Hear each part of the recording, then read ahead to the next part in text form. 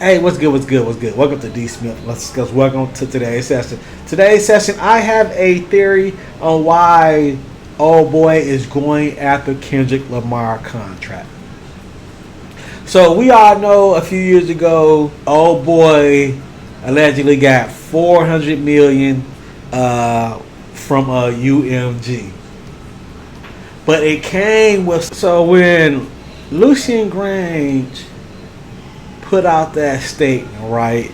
I read the first two paragraphs, and the wording just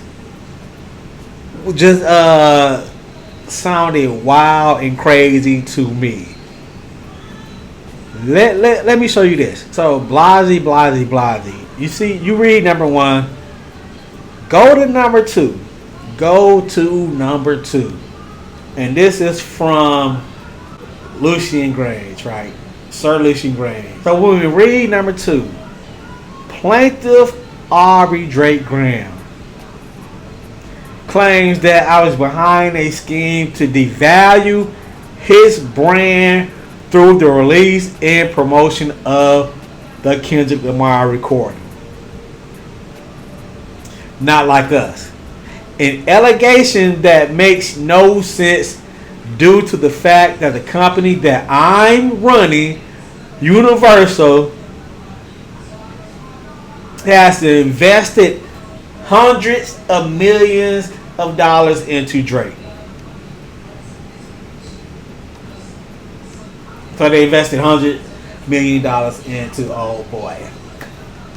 Right? Social media ads, writers, to make him successful, including long-standing and critical financial support. So why would he write this? Why would he write this particular, including long-standing and critical financial support, right? So why would he write that? When you hear that, what do that sound like? Come on. Critical financial support to help his career, or the budget was not there and Drake asked for some more money. And UMG just said here. So let me show you something. So I love doing research, right? The meaning of critical financial support for his recording career. Financial support is critical for a recording career because it acts as the foundation upon which an artist can build and sustain his musical career. Right? UMG just said we are giving you this money so you can maintain some longevity. Right? Promotional and marketing activities. We're going to promote you. You are going to be on Spotify Country. You're going to be on Spotify Japanese. You are going to be on Spotify all over the place. Promotional. Oh boy is actually on Spotify Latin. So UMG has given old boy the financial resource, right? Financial backing enables artists to create music videos, engage in public relations efforts, run social media campaigns, and advertise their music. Touring. We help pay for the touring and live performances. It helps covers the cost of touring, including travel, accommodations, equipment rentals, and hiring a tour crew. So Drake is on tour. He's on tour. He probably canceled a date because he could not afford all this. It's starting to make sense, right? He did not have the budget. UMG did not give him the budget. So yes, I have to cancel Australia 4 dates. Yes, I have to cancel a few dates in Europe. I'm spending my own money. This shit is getting expensive. So professional service, it allows artists to hire attorneys, accountants, and other professionals to navigate the music industry, right? Creative freedom, stability, and increased chance for success. The money UMG gave Drake, it increased his chance for success. Now the money is gone. Look where his career is heading. No #1 hit in the last 2 years. He's gonna blame. He is pissed off. He's gonna blame UMG. He's gonna blame Kendrick Lamar. He needs to blame himself. So that's kind of weird to me, including long-standing and critical financial support. So Drake no longer has to support. You see the Iceman rollout. It like truly is cringe worthy. But let's move on to the next one. The purchase and ownership of the bulk of his recording catalog. What do that sound like to you? Let me say that again. Including long-standing and critical financial support for his recording career,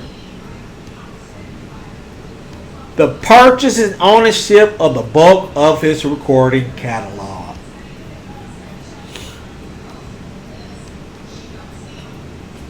So, do the research yourself. When someone purchases an artist's recording catalog, they are acquiring the legal rights to a significant portion of their artist's record music.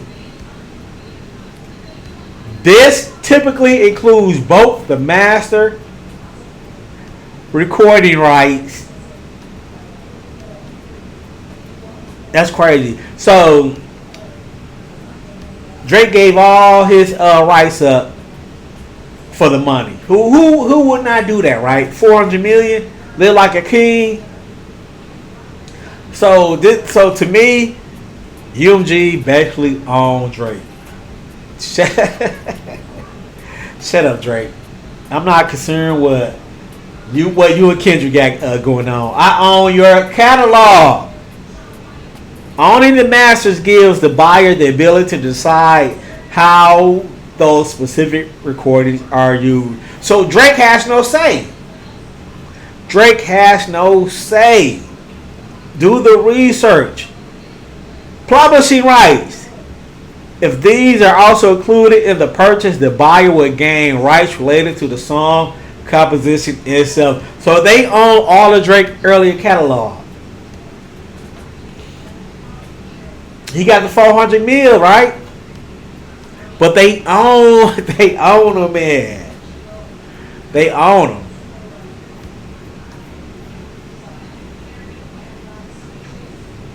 That's crazy because he can't make no money without UMG. Anything he puts out, UMG owns it. Think about that. Anything he puts out right now, UMG own it. That's crazy. So the next part, in the purchase of his music publishing rights. I think I just read that right. The meaning of the purchase of his when an artist or songwriter sells their music publishing rights, they are essentially transferring the ownership and control of the underlying compositions. So they don't own shit. So Drake got the 400 million, but he does not own his catalog or his music rights.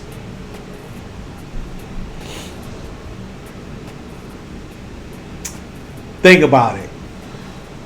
This is the reason I believe Drake wants to see Kendrick Lamar contract. Because remember this right here.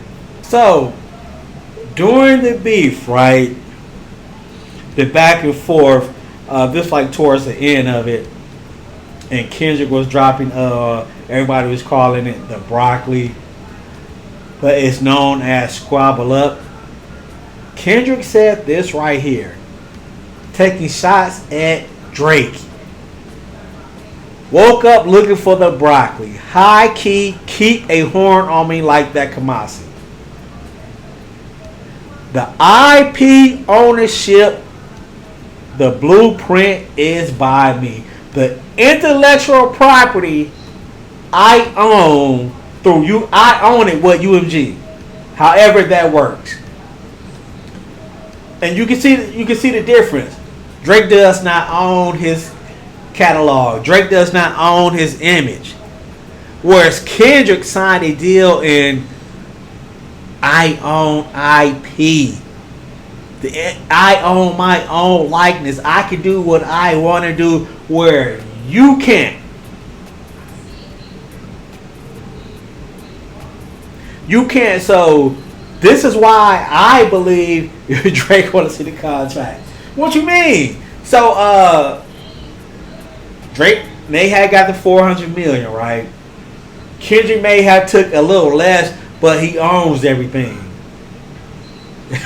They smart, right? Smart. So doing the research on this, right? Universal Music Group does not own Drake, right? In the sense of outright ownership. They do hold a significant control over his music and publishing.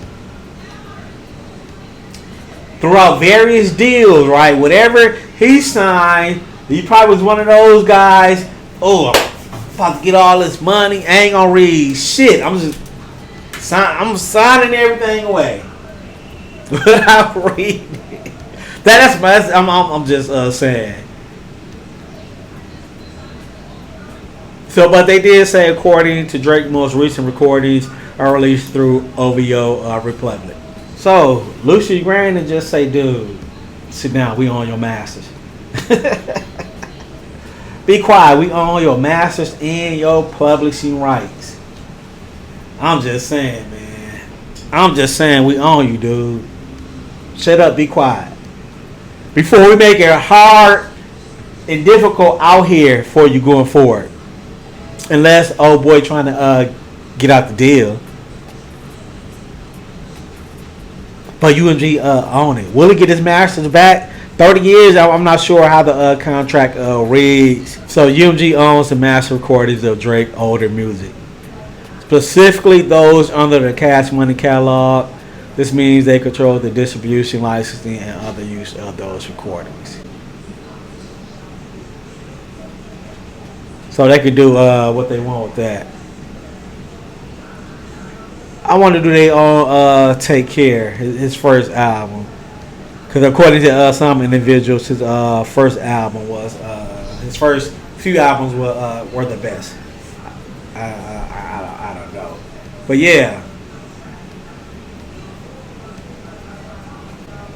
Kendrick Lamar got this boy out here looking crazy, man. Got him out here wilding. But yeah, that's my theory. Kendrick Lamar owns his recording while Drake,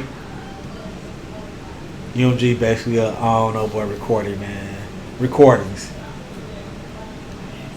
I'm right. Welcome to the session. Let me know what you think. Like, comment, and thank you for the new people that subscribe to the channel.